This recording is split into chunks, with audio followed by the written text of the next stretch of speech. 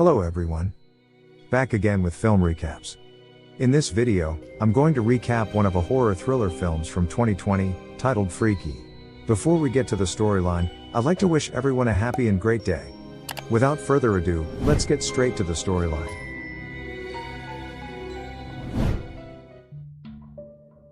The film opens with a group of friends, Ginny, Evan, Isaac, and Sandra, having a bonfire in front of Ginny's house and sharing stories about their town's serial killer, nicknamed the Blissfield Butcher. It is popularly known that the butcher would murder teenagers every homecoming night since 1977. But worry not, he hasn't murdered anyone since the 90s, so they assure themselves that they are safe. A few moments later, Isaac and Sandra enter the house to look for some alcohol. Ginny's parents are wealthy collectors of ancient artifacts, and Isaac seems fascinated by a dagger inside a glass case. After scoping out the art collection inside, Isaac leaves Sandra and finds red wine in the basement. He then hears a strange noise and startles, breaking the bottle he's holding. And then all of a sudden, a large man appears and shoves a broken bottle down his throat, killing him. Upstairs, Sandra is just finishing up in the bathroom when someone starts pounding on the door very loudly. Right after, the killer kicks the door open, and smashes her head against the toilet seat, also killing her. Outside of the house, Ginny and Evan are arguing, when the butcher suddenly appears and kills Evan by impaling a broken tennis racket through his head. Horrified, Ginny runs inside the house, and hides in the wardrobe while the butcher looks for her. The serial killer eventually opens wardrobe, but fortunately doesn't find her, so he walks away.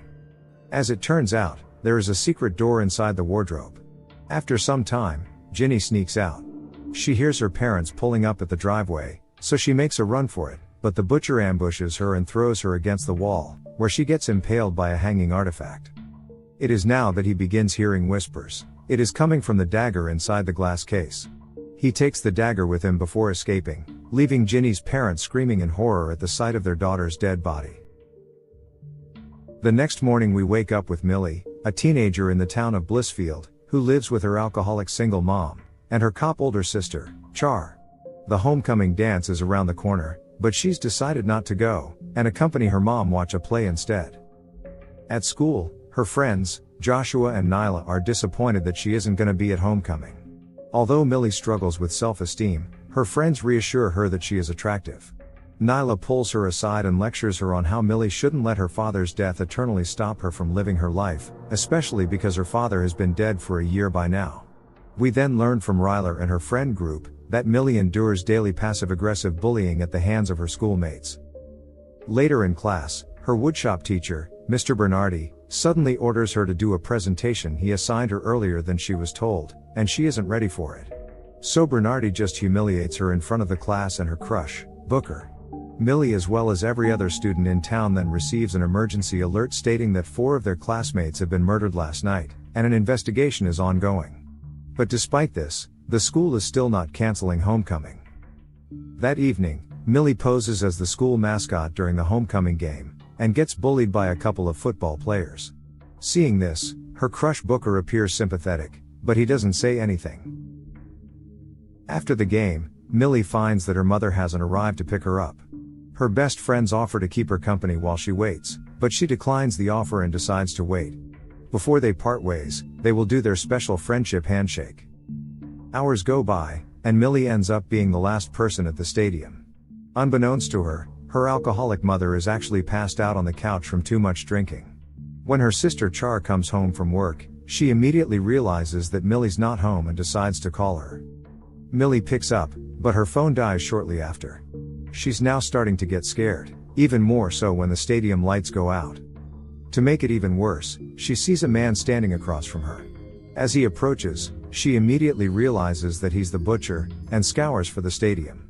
She hides under the bleachers, and tries to keep quiet while the butcher walks right above her, and peeks out to check whether the coast is clear not long after. She runs across the field to avoid the killer, but this time, he catches up to her and pins her down. As we take a closer look, we see that he's holding the ancient dagger from the beginning of the movie. Its gem lights up and the sky turns murky. The two are briefly transported atop an Aztec pyramid, and the butcher stabs her in the shoulder with the ancient dagger. Oddly enough, he starts bleeding from his shoulder too, just like Millie. Right on time, Char the cop sister arrives, and the panicked butcher immediately drops his dagger and bolts the scene, while Char checks up on her little sister. The dagger is taken to the police station as evidence, while Millie doesn't seem like herself. She gets taken home safely. When she goes to bed, Millie gets haunted by strange whispers muttering the word La Dola. As she wakes up the next day, she begins to feel something is off with her body, and looks around confusedly, as if seeing everything for the first time. Here we realize that she isn't Millie anymore, she is the butcher whose soul has been transported to Millie's body. Meanwhile, on the other side of the story, the real Millie wakes up in the butcher's body, and freaks the hell out. Right after, a druggie comes looking to buy drugs, so the bewildered Millie tries telling him that she is a teenage girl stuck in the body of a grown man, causing the druggie to assume she's high and beg for a share of drugs. Weirded out, Millie bolts away. Meanwhile, the butcher finally steps out of Millie's room, and devours his breakfast like a savage, confusing Millie's mom. He then picks up a kitchen knife, and moves to stab Char, but luckily, a blissfully unaware mom stops him before he gets to. When the mom starts talking about how Millie should skip school, the butcher seems intrigued, and decides to go to school that very day. At the same time, news about the butcher and a rough sketch of his face is now all over the local news, which proves to be a disadvantage for poor Millie, who is in town looking for anyone who could help her. Moreover, people give her weird looks, and a lady starts screaming while saying that she is the butcher. With no other choice, Millie runs away from the scene. That day, the school announces that due to Millie's incident last night, homecoming is cancelled for the students' safety. Little did they know, the infamous murderer is walking down their very hallway. The butcher shows up to school dressed like a baddie, turning heads and earning Millie cool points among her peers. Even the school's most popular girl, Ryler, starts talking to him out of curiosity, asking about Millie's encounter with the serial killer last night. The butcher sees this as an opportunity to get the girl alone. They head to the locker room, but after seeing how weird the butcher is acting, Ryler walks away. When she steps inside the restroom, she hears some running water, and is shocked to find a large man, aka the real Millie, taking a shower. Obviously thinking Millie is the butcher, the girl runs to the butcher for help. But he only whisks her away and throws her inside a cryotherapy machine. He locks it with a crutch, and sets the temperature far below freezing. Not long after, a freshly showered Millie stumbles upon a dead Ryler in the cryotherapy machine. When she opens the door, the body is so frozen that it shatters into a million pieces. Meanwhile, the butcher gets caught roaming the hallway, and is escorted to woodwork class. In it, he sits next to Millie's crush Booker, and sucks on his bleeding finger after he cut himself, which earns a scolding from Mr. Bernardi. On the other side of the school, Millie's two best friends are conversing in the school theater, where they always hang to skip class. They talk about how weird Millie was acting this morning, until they get interrupted by Millie, walking in the room and scaring them both. They escape into the school's kitchen, where the lunch lady also bolts in fear at the sight of Millie. All the while, Millie keeps trying to convince them that she's their friend, but of course they don't believe her. Joshua throws all kinds of items at her, but she persists. Eventually, the teenagers arm themselves with kitchen utensils and start beating Millie together, but of course she is stronger now and manages to gain the upper hand. When Joshua and Nyla are lying exhausted on the floor, she starts performing their school's cheerleading mascot routine. This prompts Joshua and Nyla to start asking her questions only Millie would know the answer to, and of course, she answers all of them perfectly, and even gets them to do their special friendship handshake. The teenagers now believe that she is Millie, so she proceeds to tell them what happened to her, and the word La Dola she kept hearing in her sleep last night. Thus, Joshua Googles La Dola, and finds a Spanish article about the glowing dagger, which they take to their Spanish teacher to translate. According to the teacher, the dagger requires a sacrifice, but if the sacrifice is not successful, the souls of the attacker and victim get swapped, and the change will be permanent within 24 hours. The only way to fix the situation is if one of them kills the other. After catching Millie up on the information they just learned, the teens suggest that they should retrieve the dagger. But Millie is reluctant to leave the school, because she knows the butcher is here, and wants to prevent him from taking more lives. She's not wrong, because the butcher steps back into the woodwork classroom to kill the teacher. He switches on the sawmill, and lunges at the teacher. The teacher successfully counters the attack, and throws the butcher on the floor. When he's about to leave the room, the butcher jumps onto his back, but once again he beats him to the ground. However, When the teacher is distracted, the butcher takes a screwdriver and stabs him in the throat. Drowsy and bleeding out, he attempts to stand up and walk away, so the butcher kicks him onto the running sawmill, and pushes him onto it, splitting his body in half. Right after, he exits the classroom and comes across two officers, who kindly pass him by because he's in Millie's body now. Conveniently, he runs into Millie and his friends next, but before they could do anything, the butcher starts pretending to be a scared teenage girl, drawing the officers' attention. This prompts the three best friends to run, and escape with Joshua's car. The officers quickly radio the rest of the force to go look for Joshua's car, while just so happens, it passes by a patrolling Char, so she goes after it. The teenagers head to a department store to get Millie a disguise. They hide her in the fitting room while they look for the clothes. Not long after, Nyla returns with a Halloween mask, and Millie puts it on, though she can barely see with it on. In the meantime, Joshua stalks his friend's Instagram to try to see where the butcher's at, and discover that he's hanging out with the football players. While playing pool, the football players complain about how homecoming is cancelled, and propose that they should throw a homecoming of our own. The butcher seizes this opportunity to suggest that they should hold it at the town's old mill, which the boys agree upon. Up next, the butcher enters a spooky house, followed by Booker, who's been wondering why Millie's been acting different. As Booker looks for the butcher, the killer stalks him from behind, and is about to attack him. But then, the real Millie shows up and knocks him unconscious. Afterwards, she goes after Booker, and knocks him out too so he won't go to the police. They bring the butcher into Joshua's house and ties him in a chair, along with Booker. When he wakes up, he is understandably creeped out and moves to leave, until Millie recites a poem that she anonymously slid into his locker a few weeks ago. This gets him to finally believe who she is, and agrees to help out. With Booker on board, the four teenagers now try to come up with a plan to retrieve the dagger from the police station.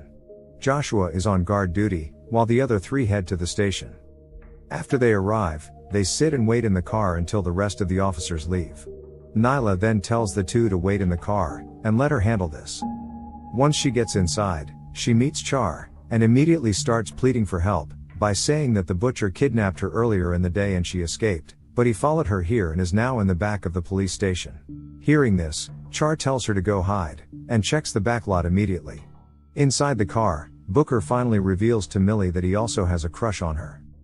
Back in Joshua's house, his mother suddenly comes home early, and asks why his best friend is tied to a chair. This prompts him to come up with a lame excuse that they're role-playing, but the mom doesn't believe him. She takes a knife and walks up to the butcher to untie him, while Joshua pleads for her not to. Getting impatient, the butcher stomps over the mom's toes, causing her to drop the dagger.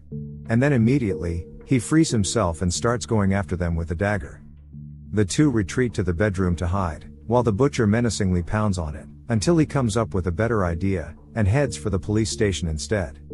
Unfortunately, Nyla gets caught while trying to steal the dagger, causing Char to point her gun at her and force her to drop the blade. Not long after, the butcher arrives at the scene, while the real Millie sees the butcher enter the station. The butcher keeps pretending to be Millie to win Char's favor, followed by Millie's arrival. This gives the butcher the opportunity to snag the dagger and steal a police car, headed for the old mill where homecoming is taking place. Inside the station, Char holds Millie at gunpoint, and starts leading her towards a cell. Booker then comes in and distracts the cop, enabling Millie to throw Char inside the cell. Millie apologizes to her sister before the kids rush off to the mill party. The teenagers head for the homecoming party on foot, while the butcher lures a football player to go somewhere private. Once they arrive, Millie only has 13 minutes left until the body swap becomes irreversible, so Booker sets up an alarm on Millie's watch before they search for the butcher. Back to the butcher, the football player leads him to meet with two of his friends, and the three boys brag about wanting to force themselves on her. Unfortunately for the boys, the butcher isn't someone you'd want to mess with, so when one of the boys hands him a bottle, he uses it to brutally murder two of them.